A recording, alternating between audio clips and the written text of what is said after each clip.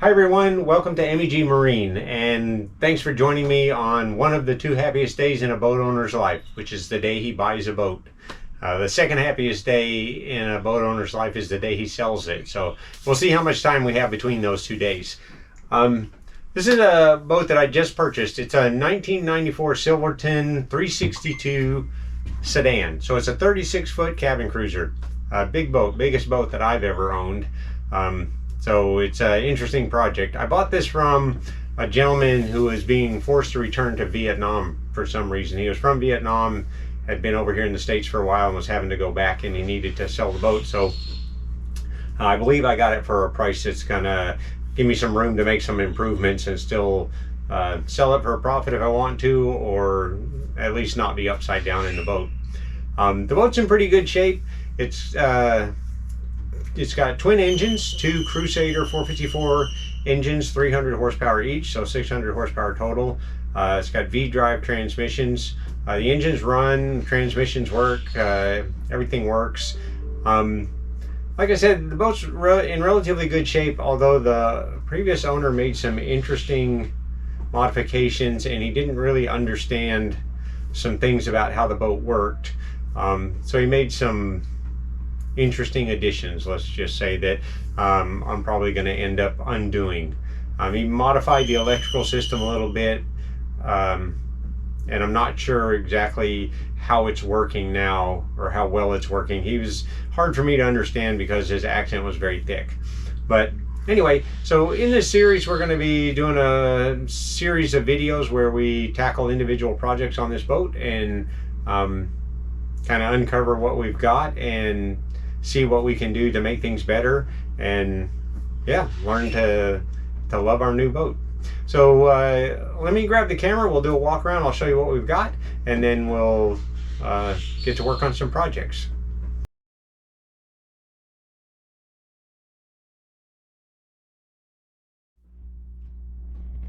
All right, so we're going to start here with a walk down into the V berth.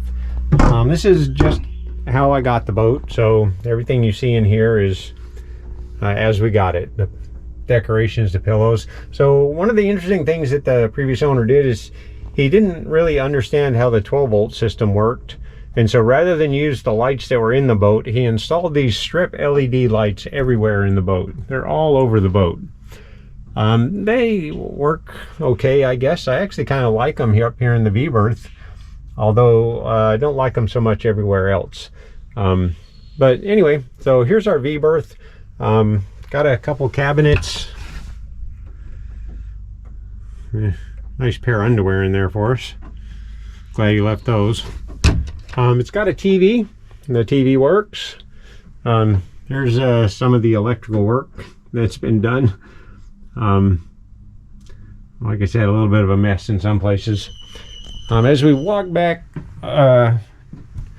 towards the middle of the boat, there's another berth in here. This is a small, kind of a cramped berth, but it's a place to sleep, I guess.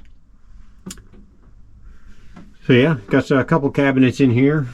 And one of the other interesting modifications the owner did was he installed a bigger water heater. He said he didn't have enough hot water, and so he installed this water heater, and you can see he just put this large metal strap right there and bolted it to the wall of the boat, and not very well done in my opinion. And so I'm sure that that's probably going to come out. I don't think I could live with something installed that way, so we'll see. We'll see about that. Now there's a window here on this berth, more cabinets. There's a lot of lights like this LED or this 12-volt light here that don't work. I'm not sure why they don't work, but again, rather than fix them, he just put these LED strip lights all over the boat. And then across the hall here we have a shower. It's interesting on this boat that the shower is separate from the bathroom. A lot of times those are the same room, but in this boat there's a shower, and yeah, it actually works, although the faucet leaks when you turn it on. Leaks and makes just drips in there in the shower. Not a huge problem, but something we're probably going to address at some point. And then straight across from that is the bathroom. And again, lights don't work. There were some LEDs in here. I may not have something turned on. But it's got a toilet and a sink. And here's some of the interesting work that the previous owner did. Rather than fix the 12-volt system, he installed standard residential wall light switches to control 12-volt systems in the boat. And so this one actually controls the electric toilet. It's supposed to be this button right here, but for whatever reason he installed this electrical switch to control the toilet. And he installed two more over here that control, one of them controls the freshwater pump, and one of them controls a bilge pump in the middle of the boat. So again, that's all got to come out. I can't live with that. And so this set of wires right here is a 12-volt set of wires that he just taped on the floor and ran them where he needed to get 12 volts where he wanted 12 volts, instead of fixing the 12-volt system that was built into the boat. And then we have a refrigerator here, which is dirty but actually works. Yeah, it seems to be getting cold, so that's nice. We have a small 2-burner stove that also works. We can turn it on, and I think I have it turned off at the electrical panel right now. We have a sink here that's very dirty, and so interesting story about the water I'm going to tell you in just a few minutes. It does have a microwave. There's no oven in this boat, which was interesting to me. I've been in a lot of boats that are smaller than this one that had stove and oven, and this is a 36-foot boat. It's a pretty good sized boat, and it doesn't have an oven for whatever reason. And so up here is the dining room, or guess living quarters, whatever you want to call it. Got a nice wraparound seat there with a table. This table does lower down and make this into another bed. It's kind of an odd shaped bed, but it does make into a bed. And we've got a large boom box there, which is another interesting piece. More LED lights everywhere. And then over here is where we have our electrical panel. And so this boat was originally designed to run either on shore power or generator power. And the generator's been disabled. I'm not sure if it works or not. The generator's under this floor panel, and I'm not sure if it works or not. It doesn't work now for sure. You can't start it.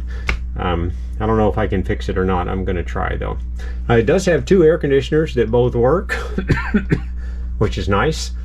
And then it's got a 12-volt power panel. There's the breaker for the range. That's why the stove didn't work. And the microwave, hot water heater, the cabin outlets, and then a 12-volt panel over here, which was a source of concern for the previous owner. Apparently, when I met him down at the boat, he assured me that you should never turn on any of these breakers or they will kill the batteries. And it's actually true, because the way this boat was originally intended to be used, the only batteries available on the boat were the 2 batteries that were used to start the engines. And so you could probably kill those fairly quickly. The previous owner actually added a bank of 7 batteries, and then did some sort of creative wiring back behind this panel with another residential light switch that, and you can see kind of the quality of the work that he did there. That's his electrical connections. This electrical switch actually does control 110 volts coming out of an inverter that runs off of a battery bank down in the engine compartment, which is it's kind of an interesting installation. It's going to need some work on that for sure. Yeah. All right, let's take a walk outside the boat. Now here we have the back deck. There's some sort of an issue with this sliding door. it moves, but it's very, very difficult to move. I think the wheels or rollers have gotten worn out or damaged, so we're gonna have to work on that for sure. Here's the engine compartment. Like I said, we've got twin fuel injected Crusader 454 engines. So the engines are cool. They actually run. And then you can see over here this collection of batteries. They're just kind of randomly scattered throughout the engine compartment. And then they're wired into an inverter way back there in the corner. It's all just kind of sitting there. So I'm going to have to clean that up a little bit. Those batteries aren't even mounted to anything. They're just sitting there on the floor. So, obviously very dirty as well.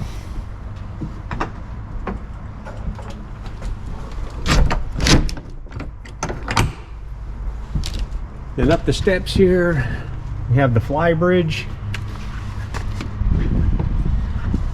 This boat only drives from up here. There isn't a second helm downstairs, so you drive from up here, you don't drive at all. Something interesting was going on when the owner was showing me the engines. The starboard engine starts with the key, but the port engine won't start until you hit a switch over here that somehow combines the battery bank. So that's going to have to be investigated as well. Lots of electronics up here that were put in over the years that no longer work.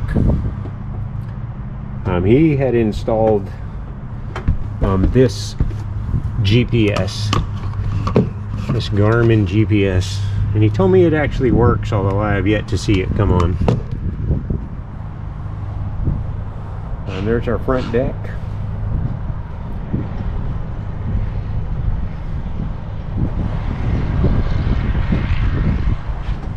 And we have a bimini, but it's in pretty rough shape. Not sure what we're going to have to do to take care of that. It looks like it needs to be taken off and redone, perhaps. We'll see what we have to do for that.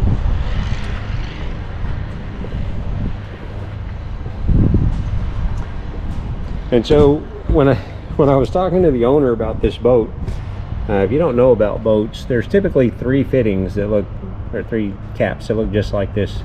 There's one for fuel, there's one for waste where you pump out the holding tank, and there's one for water where you fill up your freshwater tank. He assured me that this fitting here was where you pumped out the water that came from the sink. And so this tank was completely empty and there was no water working on the boat. And so one of the first things I did when I got down here was fill this tank up, and that got the water system at least working on the boat. So like I said, he didn't really understand how his boat worked. All right, we got a narrow deck here.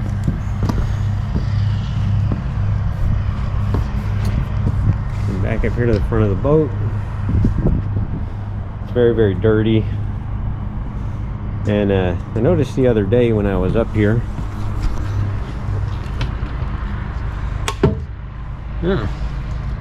it's gotten a lot better. This compartment was actually full of water all the way up to here, and I tried to clear it, and I guess I actually got it to clear because it's drained since I was here last.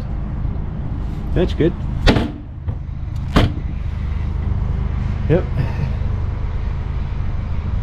Yeah, there's our bimini. You can see it's a little bit rough.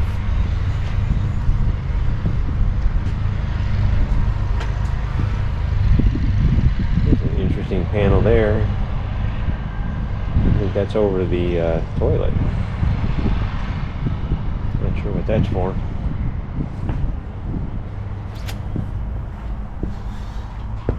It's an old antenna here that's broken. This needs to be taken off, I suppose.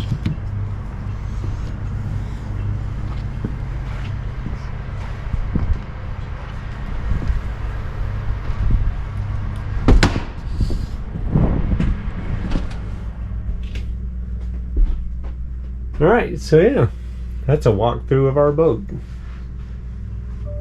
It's going to be an interesting adventure. to straighten out the things that we need to straighten out on this boat to get the 12-volt system working like it should, and get this boat back into what I would consider a well-maintained state. It's fair now, but not what it should be. Deserves to be better. So anyway, yeah, I hope you enjoyed this little walkthrough, and I hope you join me on this adventure while we work to set some of these systems right and get this boat back into the condition it deserves to be in. So thanks for watching. If you enjoyed the video, please like and subscribe, and yeah, watch my playlist. There'll be more videos coming as we get to work on this boat.